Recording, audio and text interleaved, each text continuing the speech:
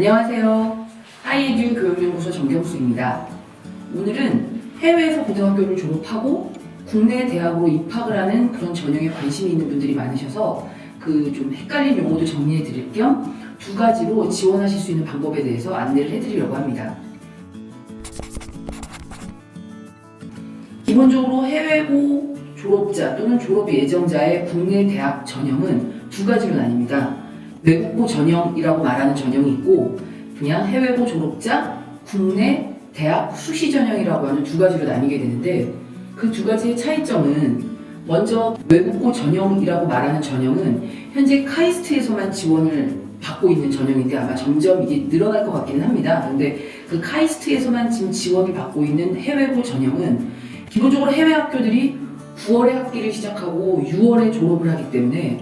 12학년 1학기가 끝난 그 1월, 2월에 지원을 해서 12학년 2학기인 3월, 4월쯤에 합격 여부를 확인하고 그리고 그해 6월에 해외고를 졸업하고 바로 한국으로 들어와서 그해 9월에 입학을 하는 이 전형이 정확히 말하면 해외고 전형이라고 하는 전형입니다.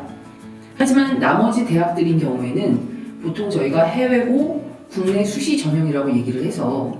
이 경우에는 6월에 해외 학교에서 졸업을 하고 그 다음에 그해 9월에 우리나라 일반 학생들처럼 수시 전형에 지원을 하고 합격, 불합격 여부를 그해 11월, 12월까지 받은 후에 그 이듬해 3월에 입학을 하는 전형이 해외 대학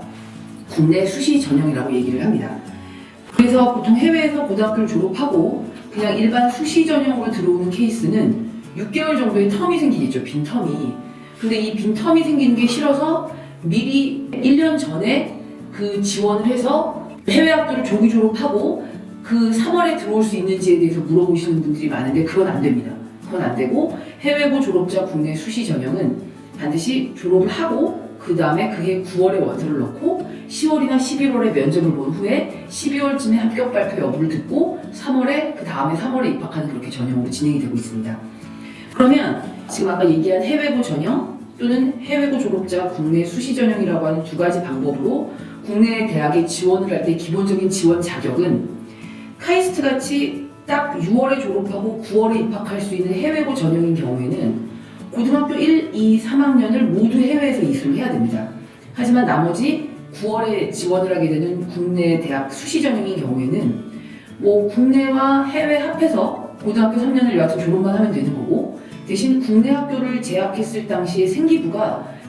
판단의 기준이 되기 때문에 생기부와 해외 학교에서의 성적표를 같이 제출하게 되고 아까 카이스트의 해외고 전형 같은 경우에는 해외 고등학교에서 3년을 꼭 있어야 되는 거기 때문에 해외 고등학교에서의 성적표와 활동 기록들을 제출하게 됩니다. 해외에서는 보통 고등학교를 9학년서부터 하이스쿨이라고 봐서 9, 10, 11, 12 이렇게 4개년을 고등학교로 보지만 국내 대학으로 지원할 때 9학년권 들어가지 않고 10, 11, 12 또는 13학년제의 영국 학교인 경우에는 11, 12, 13학년의 성적표가 들어가게 된다고 보시면 됩니다. 그런데 지금 이러한 해외고 졸업자의 국내 수시 전형이 유리한 이유가 뭐냐면은 국내는 아직까지도 상대평가가 이루어지고 있기 때문에 내가 90점을 받아도 나머지 학생들이 100점이면 저는 9등급, 즉 꼴찌인 게 성적표에 드러나게 되지만 해외 고등학교인 경우에는 절대평가이기 때문에 그래서 내가 몇 등이다는 중요하지 않고 예를 들어서 뭐 GPA가 4.0 만점이면 4.0 만점 중에 3.6 이상이다 뭐 이런 정도만 제출했을 때 그래서 니네 학교에서 네가 몇 등인데 라고 하는 국내 고등학교의 등급이라는 게 들어가지 않기 때문에 훨씬 유리하게 준비를 할 수가 있고 또 지금 현재 해외고 졸업자들이 국내 대학에 관심이 많은 이유는 뭐 코로나 때문에도 있고 또 졸업 이후에 취업이나 그런 거에도 많이 작용을 하고 있지만 특히 특기자 전형이 아니라 학생부 종합전형이라는 전형으로 바뀌면서 특기자 전형을 준비하기 위해서 엄청나게 막 그런 공인 성적이나 이런 스펙을 쌓는데 열중했던 친구들 대비 학교 생활만 열심히 했었던 친구도 앞서 그렇게 열심히 준비한 친구와 동일하게 평가선상에서 평가를 받을 수 있기 때문에 좀 적게 준비했었던 친구들은 훨씬 더 합격의 가능성이 높아졌다고 볼 수 있어서 지원을 지금 많이 관심을 가지고 있습니다. 그렇게 되면 결국은 해외고 졸업자들이 국내 수시 전형을 지원할 때 가장 중요한 관건이 되는 것은 당연히 자소서와 학업 계획서 그리고 바로 면접 준비입니다. 면접 준비인 경우에는 그래도 국내 대학 전형이기 때문에 해외 고등학교에서 배웠던 교과 내용과는 좀 다르게 국내 교과 내용에 대한 면접 준비가 철저히 이루어져야지 됩니다. 그래서 뭐 재외국민 전형 면접과는 다르게 이런 면접은 굉장히 철저하게 정말 똑똑한 아이들을 가려내기 위해서 국내 그 고등학교 교과 과정에 있는 심화 과정까지를 준비를 해야 되기 때문에 해외에서 공부를 아무리 잘했었고 국내 고교 과정에 맞춰서 뭐 기본적으로 수능 특강, 수능 완성이라고 얘기하는 것에 국어, 뭐 윤리와 사상, 사회 문화, 뭐 생활과 윤리 이런 과목에 들어있는 기본 내용들을 다 익혀야 되고 그거 이외에 이과 학생들인 경우에는 뭐 생물 1, 생물 2, 화학 1, 화학 2, 뭐 물리 1, 물리 2, 지구과학 1, 지구과학 2 이런 식으로 자기가 지원하는 학과에 맞는 과학 과목에 대한 수능 특강, 수능 완성들을 가지고 1대1로 철저하게 면접 준비를 해야 되는 게 가장 중요한 관건이라고 볼 수 있습니다. 그다음에 자소서와 학업계획서에서는 국내 학생들처럼 생기부가 없다라는 불리한 점은 있지만 반면 해외 학교에서만 가능한 활동들을 자기 주도성을 가지고 했던 활동으로 충분히 어필할 수가 있기 때문에 이 부분만 잘 준비한다면 분명히 승산이 있는 지원 전략이라고 할 수 있습니다. 또 하나는 추천서인데